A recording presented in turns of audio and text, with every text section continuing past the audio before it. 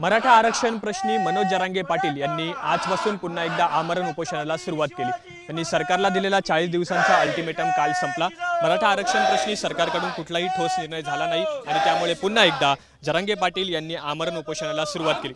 नाशिकमध्ये देखील सकल मराठा समाजाच्या वतीने मनोज जरांगे पाटील यांना पाठिंबा देण्यासाठी साखळी उपोषण करण्यात आलं होतं। या उपोषणाचा आजचा हा 42वा दिवस आहे आणि पुन्हा एकदा साखळी उपोषणाला सुरुवात करण्यात आली। आपण दृश्यांमध्ये बघतोय की आरक्षणाच आमच्या हक्काचं अशा घोषणा देण्यात येत आहेत। मनोज जरांगे पाटील यांना पाठिंबा देण्यात येतोय। खरं तर आता यापुढची यांची भूमिका काय असेल, त्याचप्रमाणे नाशिक जिल्ह्यातील एकूण जवळपास किती गावांना सर्वपक्षीय नेत्यांना गावबंदी करण्यात आली याची माहिती आपण यांच्याशी चर्चा करून घेणार आहोत। यापुढे तुमची आंदोलनाची भूमिका नेमकी कशी असणार आहे? भूमिका स्पष्ट आहे। डॉक्टर बाबासाहेब आंबेडकरांनी दिलेल्या संविधानाप्रमाणे शांततेच्या मार्गाने आंदोलन सुरू राहणार आहे। गेल्या 42 दिवसापासून नाशिकमध्ये साखळी उपोषण चालू आहे। तसंच जरांगे पाटलांनी आता जे आमरण उपोषणाचा जो सरकारला इशारा दिलेला आहे, सरकारला अजूनही हा जो काही टायमिंग दिलेला आता टायमिंग नाही, आता टायमिंग तुम्ही ठरवायचं आरक्षण कधी देता येतो। नाशिक साखळी उपोषण जिल्हाभर जी गावबंदी केलेली आहे राजकारणी लोकांना, त्याचं सातत्यपूर्ण लढा पुढे कसा असणार आहे तो पूर्ण जिल्हाभर फिरून नाशिक साखळी उपोषणाचे कार्यकर्ते नाशिक जिल्हाभर फिरून पूर्ण गाव 100% म्हणजे नाशिक जिल्हा गावबंदी राजकारण्यांसाठी करण्यासाठी प्रयत्न करणार आहे। आणि राजकारण्यांना आमची हात जोडून आता विनंती होती, आता हात मोकळे करून आमची तुम्हाला सांगता आहे, आरक्षणाचा मुद्दा लवकरात लवकर सोडवा, अन्यथा पुढच्या सगळ्या गोष्टींना जबाबदार फक्त सरकार आहे। मराठा आता पेटणार आहे आणि तो थांबल्याशिवाय राहणार नाही। नाशिक जिल्ह्यातील एकूण किती गावांमध्ये सर्वपक्षीय नेत्यांना बंदी करण्यात आली, काय आकडे? साधारण आता 250-300 गावांचं आमच्याकडे माहिती आहे जिल्हाभरातून। आणि उद्यापासून आम्ही जिल्हाभर फिरणार आहे। प्रत्येक मतदारसंघनिहाय, तालुक्याच्या गटनिहाय, जिल्हा परिषदचे जे गट आहे त्या गटामध्ये जे मोठं गाव राहील त्या गावामध्ये एक साखळी उपोषणाचा मंडप टाकला जाईल आणि उर्वरित गावांनी तिथं रोज उपोषणासाठी यायचं आहे। अशा पद्धतीचं नियोजन आता उद्यापासून आम्ही जिल्हाभर दौरा करून करणार आहोत। आणि मराठा समाजाच्या तरुण असेल, महिला असेल, विद्यार्थी असेल, त्यांना सगळ्यांना त्याच्यामध्ये सहभागी होण्याचं पण आवाहन करणार आहे। एकीकडे मनोज जरांगे पाटील हे मराठा समाजाच्या आरक्षणासाठी लढत आहेत, दुसरीकडे काही नेते आहेत असं वक्तव्य करतात की मराठा समाजाला कुणबी प्रमाणपत्राची आवश्यकता नाही, त्याबद्दल काय सांग? एक उदाहरण देतो कुणबी प्रमाणपत्राचं। हे जे प्रस्थापित मराठा आमदार आहेत त्यांच्या विरोधात पूर्ण मराठा समाज आता गेलेला आहे। मराठ्यांचे जे नेते आहेत ते सरकारबरोबर आहेत आणि मराठा तरुण जो आहे विस्थापित मराठा तो जरांगे पाटलांपाठीमागे उभं राहिलेला आहे। आपल्या शिर्डी मतदारसंघातलं राधाकृष्ण विखे पाटील नावाचं जे नेतृत्व आहे त्यांचं कुणबी सर्टिफिकेट आहे। विखे पाटील कुणबी म्हणून फायदा घेतात स्वतः आणि गोरगरीब मराठ्यांच्या पोरांना कुणबीचे सर्टिफिकेट द्यायला विरोध करतात।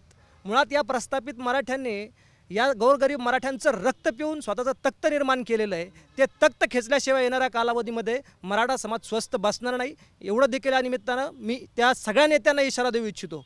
अजित पवार स्वतः म्हणतात की जर तुमच्याकडं कुणबी सर्टिफिकेट पश्चिम महाराष्ट्रामध्ये बऱ्याच लोकांना दिलेले आहेत, त्यांना बऱ्याच लोकांचं कुणबी महाराष्ट्रामध्ये सर्टिफिकेट मिळतात, पण अजित पवार तिथं म्हणतात बारामतीत की तुम्ही कुणबी असतानासुद्धा या जरांगे पाटलांच्या सभेला का जातात? आम्ही सगळे भाऊ आहोत। जर आमच्या एका भावाचं कुणबी असेल आणि दुसऱ्या भावाचं मराठा असेल तर त्या मराठा भावाचं हे कर्तव्य आहे आणि तो कर्तव्य पार पाडेल की त्या मराठ्याला देखील कुणबीचं सर्टिफिकेट मिळालं पाहिजे। कुणबी आणि मराठा आणि कुणबी एकच आहे हे वारंवार आम्ही नेत्यांना सांगतोय। हे सगळ्या नेत्यांना देखील माहिती आहे। 40 वर्षापासून हे सगळे नेते अभ्यास करतायत, पण मूर्खपणाचं सोंग त्यांनी घेतलेलं आहे आणि मराठ्यांचा पुन्हा एकदा मोठा विश्वासघात होतोय। पण जरांगे पाटील हा संघर्ष योद्धा मराठ्यांना मिळालेला आहे। येणाऱ्या कालावधीमध्ये हा मराठा आरक्षण घेतल्याशिवाय आता स्वस्थ बसणार नाही, हा इशारा देखील आम्ही या सगळ्या नेत्यांना देऊ इच्छितो। एकीकडे मनोज जरांगे पाटील यांनी पुन्हा एकदा उपोषणाला सुरुवात केली, आमरण उपोषण होत आहेत। सरकारला जो अल्टिमेटम दिला होता तो अल्टिमेटम देखील संपलाय, आता यानंतर सरकारला काय इशारा असेल? सरकारबद्दलच आम्हाला थोडी शंका वाटते, कारण ज्या वेळेला मुख्यमंत्री जरांगे पाटलांना भेटले आणि जरांगे पाटलांनी त्यांच्या आश्वासनानंतर उपोषण मागे घेतलं, त्याच्यामध्ये एक आश्वासन असं होतं की त्या ठिकाणी जे गुन्हे दाखल झालेले आहेत ते गुन्हे मागे घेण्यात यावेत, परंतु आज तागायत सरकारने हे गुन्हे मागे घेतलेले नाहीत। इकडे उपमुख्यमंत्री देवेंद्र फडणवीस असं म्हणतात की सीआयडीची चौकशी करावी, अमुकचं, म्हणजे आज जरांगे पाटलांना घेरण्याचा प्रयत्न चाललेला आहे असे आम्हाला वाटायला लागलेले आहे। म्हणजे सरकारबद्दल आम्हाला शंका यायला लागलेली आहे। वास्तविक ज्या वेळेला अंतरवाली गावामध्ये पोलिसांनी हल्ला केला त्यावेळेस जरांगे पाटील गाव सोडून गेलेले नव्हते. कायद्याप्रमाणे पोलिसांनी त्यांना चारी बाजूंनी घेरून तेथील नागरिकांवर, आया बहिणींवर, लहान मुलांवर फायरिंग केली, लाठीचार्ज केला, फायरिंग केली. बरेचसे लोक जखमी झालेले. त्यांच्यावर सरकारविरुद्ध जे पोलीस आहे, जे खाडे होते, SP जोशी होते, तर त्यांच्यावर 307 कलमान्वये गुन्हा दाखल व्हायला पाहिजे होता. परंतु मुख्यमंत्र्यांच्या आश्वासनानंतर जरांगे पाटलांनी मोठेपणा दाखवला. तो गुन्हा त्यावेळेला दाखल झालेला नाही.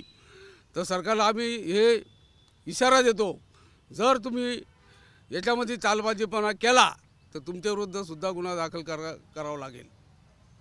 आपण बघतोय की अशा प्रकारे सकल मराठा समाजाच्या वतीने जे साखळी उपोषण सुरू आहेत ते आक्रमक झाल्याचं आपल्याला पाहायला मिळत आहे. आणि त्याचप्रमाणे नाशिक जिल्ह्यात आता संपूर्ण जिल्ह्यात गावबंदी करण्यासाठी पुढाकार घेतला जाणार आहे. मराठा समाजाच्या वतीने ठिकठिकाणी जाऊन जनजागृती देखील केली जाणार असल्याची माहिती पदाधिकाऱ्यांकडून मिळते. नाशिक जिल्ह्यात जवळपास आतापर्यंत 250 ते 300 गावात पुढाऱ्यांना गावबंदी झाल्याची माहिती पदाधिकाऱ्यांकडून मिळते. कॅमेरा पर्सन प्रसादसह मी चैतन्य गायकवाड, TV9 मराठी, नाशिक.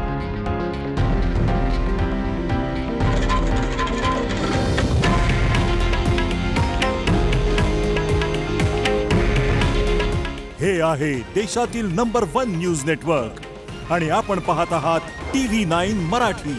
काळजी तुमची, हित महाराष्ट्राचं.